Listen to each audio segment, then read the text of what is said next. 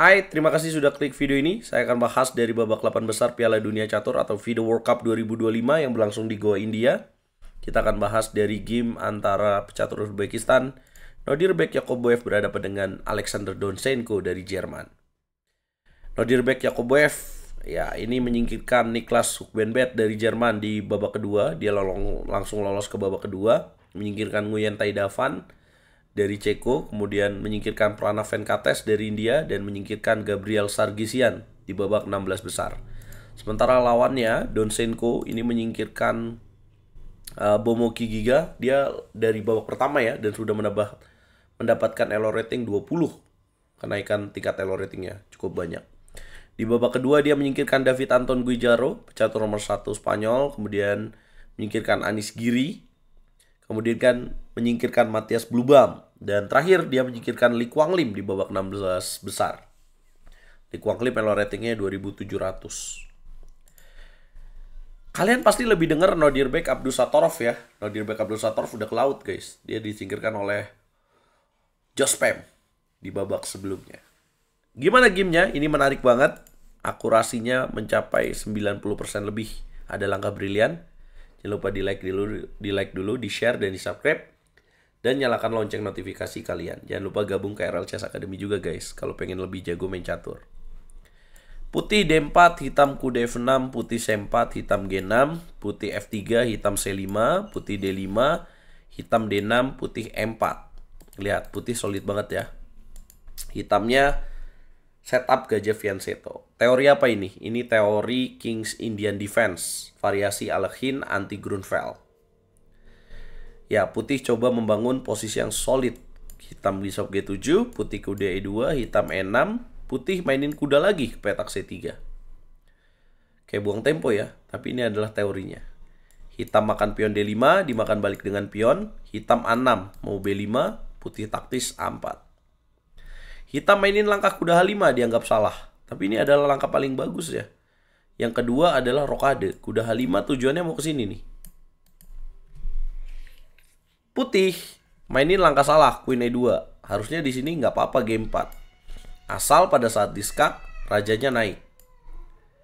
Nanti kalau kuda G3 dimakan. Kenapa? Karena kalau dimakan H1, gajah B5. Kena queennya.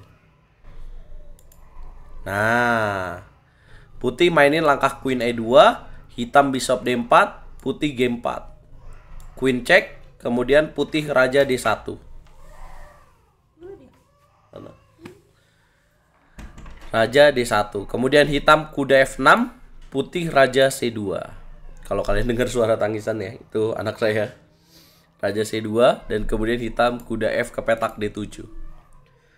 Ya karena nggak ada serangan di sayap raja ya. Karena putih kan udah bikin bangunan solid nih di sayap raja. Hitamnya mau coba ganggu lewat sayap menteri juga. Rajanya kan udah mau ke sayap menteri nih. Coba dikejar oleh Donsenko. Putih gajah F4, hitam Queen F6. Putih Bishop E3, hitam kuda E5. Dimakan jadi racun nih. Nanti ada ancaman skakster. Putih kuda D2, jaga pion, hitam Queen ke petak H4 lagi. Nggak mau ngasih H4. Putih Bishop F4.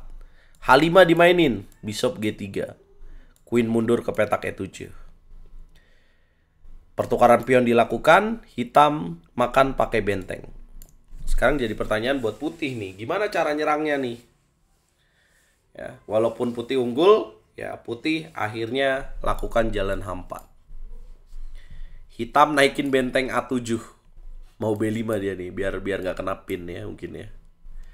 Putih taktis lagi, A5, nggak dikasih kesempatan. Hitam maksain idenya, B5, end passen. Benteng B7. Inilah Grandmaster. Disikat nih kuda. Apa artinya Grandmaster itu? Dijaga pionnya. Satu pion beneran dijaga. Definisi satu pion ini sangat penting ya teman-teman.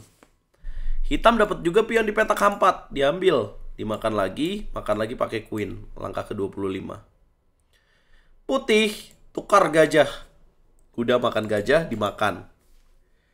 Queen E3 dimainin. Ancam pion di petak C5. Hitam makan. Dan coba tebak langkah menarik yang dimainin oleh putih di posisi ini guys. Gila, ada langkah B4. Gini idenya. Kalau misalkan makan langsung emang apa salahnya? Kalau makan langsung kita makan queen ke petak D8. Nah, B4 buat apa? Untuk lebih maju lagi dan untuk makan jadinya 2 pion berbahaya.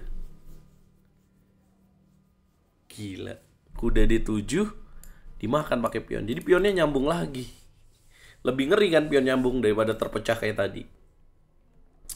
Benteng B4, C6. Kuda B6, gajah E2. Nutup kemungkinan skak. Queen ke petak H2, dorong pion D6. Yang nyerang pion. Gajah E6 didorong lagi D7. Nah, ini nggak bisa didiemin. Ditukar akhirnya, gajah D7. Kalau didiemin raja ke petak D8, ada Queen G5 promosi. Gila. Dimakan lagi, kuda D7, ambil pion A6. Raja F8, benteng D6 ancam, benteng B7, Queen D2. Kuda C5, Queen masuk ke petak D5, benteng C7. Coba temukan langkah brilian putih di sini. Sacrifice rook. Ya, tujuannya mau Queen D6 ya. Kuda E6 dimainin, Queen D6 masuk, benteng E7, benteng G4. F6, Queen ke petak B8 cek, benteng nutup, sederhanai dengan benteng G8. Dimakan dan boom. 92% selama 44 langkah, hitam 85%. Di game kedua, remis Nodirbek Yakoboev melawan Donsenko, dan Nodirbek Yakoboev jadi pemain pertama yang lolos ke babak semifinal. Tinggal menunggu siapa lawan yang akan dihadapinya. Dia tinggal menunggu lawan dari Javongir Sindarov dan Jose Martinez. Apakah akan terjadi All Uzbekistan semifinal? Artinya akan terjadi satu pemain Uzbekistan ke semifinal dong. Nah, di game lain masih seri semua ya. Jadi hari ini akan ada babak tiebreak. Tonton nggak kita? Apa prediksi kalian? Jangan lupa like, share, komen, dan subscribe channel ini. Dan ikutin terus konten-konten catur terupdate hanya di YouTube RLCS. Wah, ngeri juga ya. Kalau menurut kalian siapa juaranya guys?